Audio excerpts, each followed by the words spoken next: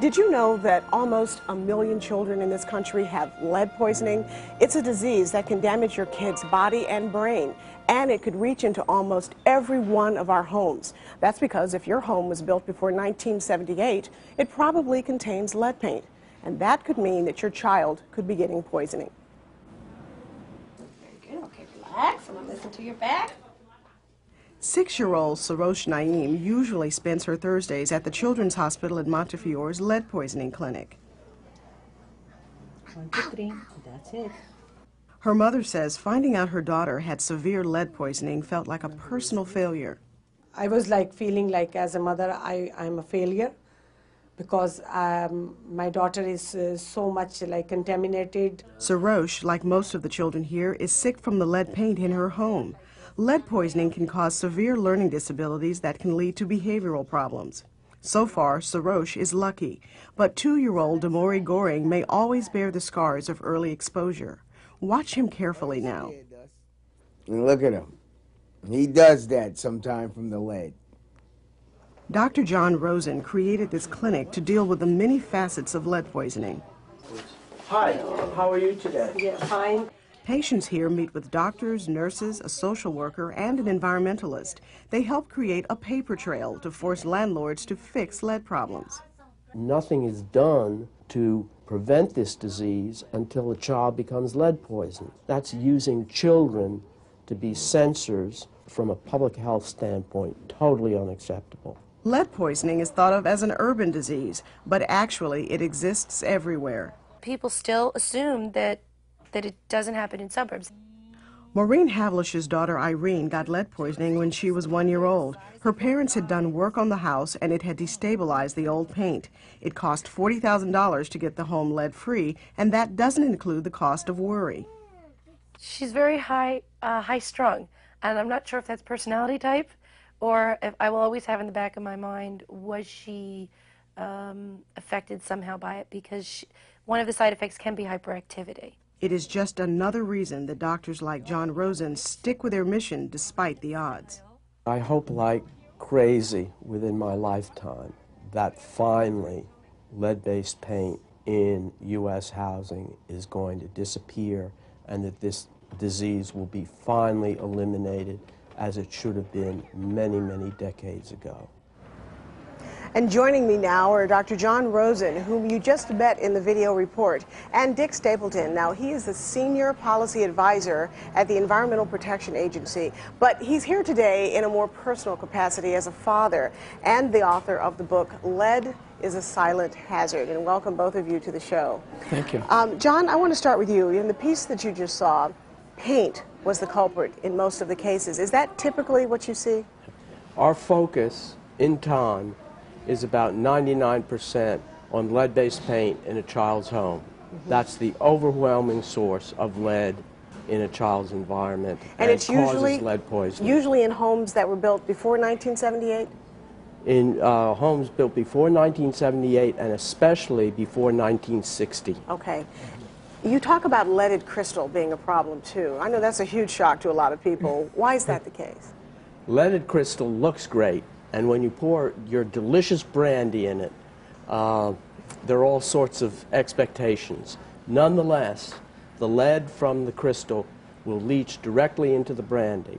So look at it, but don't use it. Don't use it. And speaking of not using it, look at these beautiful plates that we have here. Now, these are plates from another country. Could they be a potential problem? They sure can. Yeah. And what I would suggest about plates from that are imported from abroad is to send them to a lab to be tested, or use a test kit from a hardware store. If the values are consistently positive, look at them, hang them on the wall, but don't use them for eating. And it's leaded paint that is typically the problem in most cases with lead poisoning? Absolutely. Yeah. Now, how can a parent know if their child has lead poisoning? Well, all children 1 to 2 years of age should be tested for lead. In addition, housing, as I mentioned earlier, built before 1960 should all be tested for lead, and then ultimately housing built before 1978. And I do want to make a very important point, and that is it is not acceptable for children to be used to detect lead in the environment. For this, we have instruments, Right, and we the don't wanna use instruments children. must be used, not children. Yeah. Unfortunately, there aren't a lot of symptoms for parents to look for in children that have been poisoned. And I know that, Dick, you have that experience with your own child where there were no symptoms. Tell us about that. Well, we were absolutely clueless. We found out about the situation totally by accident. Ironically, I was producing a radio series on lead, and in producing the series, came to realize that we were at risk because of the age of our house, Right. and the fact that we were doing renovation in the house. But your child was fine. There were no Child was particular fine. symptoms. But Child when you was just tested your fine. child, When we tested the child, we got this awful news that our child had lead poisoning. unbelievable. And how is he doing now? He's fine. He's doing well now. Absolutely. To reinforce what John says about testing, if you test, you can find out, you can prevent this disease. It is entirely preventable. Right. With testing. Now, Testing to find out whether you have it, and Right. then preventing it by removing the child from the source of lead. Now, John, there are some specific health problems associated with lead poisoning that we need to talk about. What are the kinds of things that can happen? The effects of lead can be devastating for an individual child. They are lifelong, they are learning disabilities, there are no cures, and there's no recovery. So the effects on an individual child can be devastating for the rest of that child's entire life. And there are some specific examples, lifestyle issues in terms of just being able to think clearly, driving, for example. Well, for instance, in younger children, being able to concentrate in school, being able to sit, listen, and understand what the teacher is saying in school, being able to absorb the information on a blackboard. In older children, or as in teenagers, if driving, not being able to understand or interpret road signs. If cooking, not being able to follow the sequence of a recipe. Right. If navigating, trying to navigate in an inner city bus or subway system, not understanding the directions. These are things that I'm sure that most people would never attribute to having been exposed to lead. And when our producer, Justine Simons, started researching this story, she began to wonder if her own child's health might be in danger. So she went on her own search for hidden lead. Here's her video journal. That's my little girl, Eleanor. She spends her day in an apartment built around 1920 because my mother-in-law babysits for her. So I've asked the people from AirTech to come and look for lead in the apartment. This is Letitia Malero, and she is EPA certified to look for lead. This is positive. It's positive. It's positive also. So there is lead in the apartment, and that's a possible problem since some of it is chipping. For the second half of her inspection, Leticia takes swabs of dust from a few areas. Just wipe on the surface. Now those swabs will go to the lab, and I have to wait. Talk to you next week. Well, Justine and Eleanor are here with us right now. And Justine, we've got to know what happened. So the report came back from AirTech's lab that the dust swabs they took actually were negative for lead. Oh, that's great news. I think so, but I'm not sure. You're not sure? Yeah, So, because there still was so much lead that Yeah. we saw in that X-ray test. Right. So there's still some concerns. Now, Dick, what should Eleanor's grandmom do? I mean, you know, this is a potential problem. Well, the situation is that Eleanor shouldn't be there. Yeah. But reality is reality, and for many, many parents who find that there's lead in their apartment or in the daycare setting, they still have to put the child there. They have to stay where they live. Sure. So there are some things that, that you can do, that you should do. Damp mop, keep the dust off the floor, wash toys because Eleanor will pick up the toy and put it in her mouth. Right. That's right. Wash Eleanor's hands frequently. We saw them wipe a window sill. Don't get too at ease because they didn't find dust. The window was closed. It was wintertime. Sure. When that window is open, that window well will be filled with lead dust. Doesn't have to be chips. You can't see the dust, but it's there. Well, let me just ask you, John, the fact that Justine is a young woman of childbearing age, does that mean anything in terms of her presence in a home that's got lead? It certainly does. Both Justine and the baby must be out of Grandma's home until the lead is removed, clearance has been obtained, and then it's safe to come back. Until that time, absolutely no. The baby should be tested for obvious reasons, and the baby should be out of that environment for obvious reasons. For Justine, a woman of childbearing age, she can pass lead to the baby in utero. Right, and she's also breastfeeding too. And she's breastfeeding, which means that she can pass lead from milk to the baby. Now, we have some other ways that you can figure out how to get the lead out of your home. You know, finding out whether or not your home was built before 1978 is really, really important, as you already heard. And, you know, if it was, then you really need to have your home tested for lead. If it tests positive, then have the lead removed. And then, of course, always have your child's blood tested for lead as well. Now, there are some temporary ways to decrease exposure until the lead is removed. Damp mop the floors, as you heard, is very, very important to remove lead dust and paint chips. And this is interesting. Don't vacuum.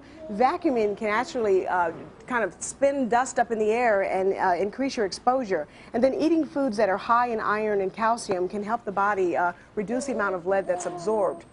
And let's talk a little bit about the vacuum cleaner, because not all vacuum cleaners are not good for this. There are some that you can use.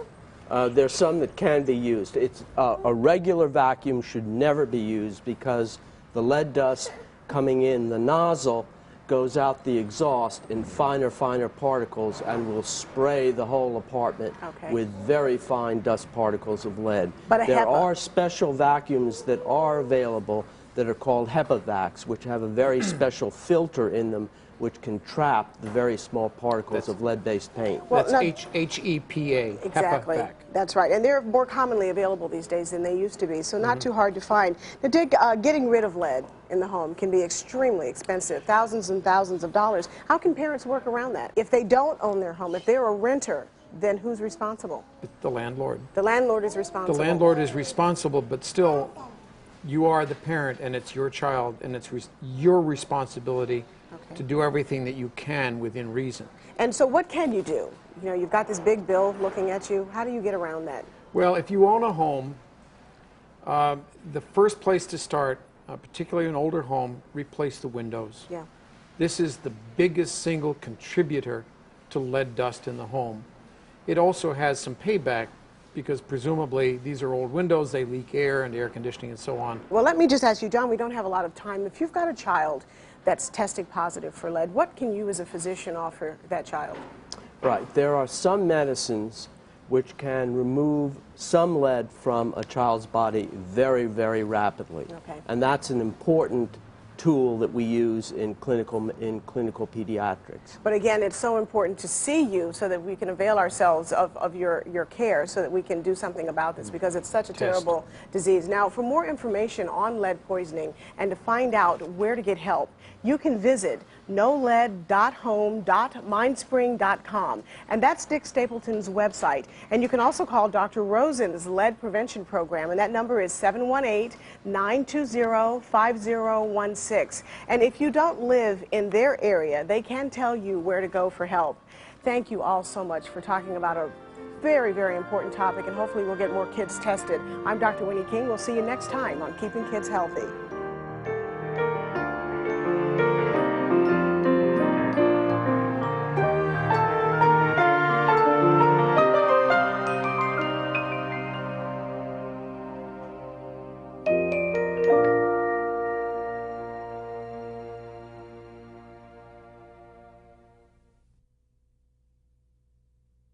In 1978, it probably contains lead paint, and that could mean that your child could be getting poisoning.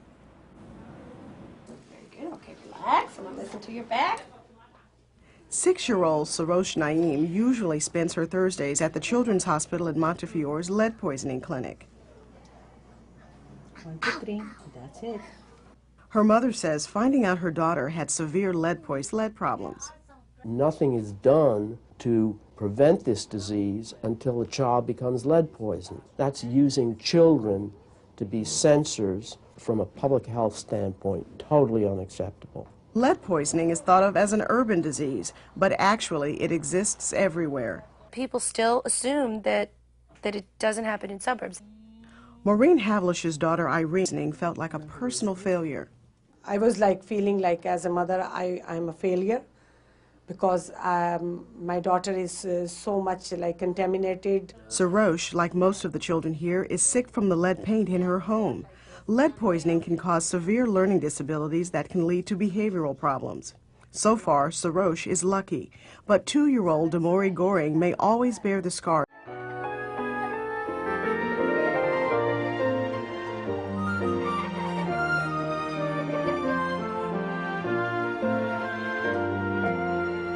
Did you know that almost 1 million children in this country have lead poisoning? It's a disease that can damage your kid's body and brain, and it could reach into almost every one of our homes. That's because if your home was built before 9 years of early exposure. Watch him carefully now. And look at him. He does that sometime from the lead. Dr. John Rosen created this clinic to deal with the many facets of lead poisoning. Hi, how are you today? Yeah, fine. Patients here meet with doctors, nurses, a social worker, and an environmentalist. They help create a paper trail to force landlords to fix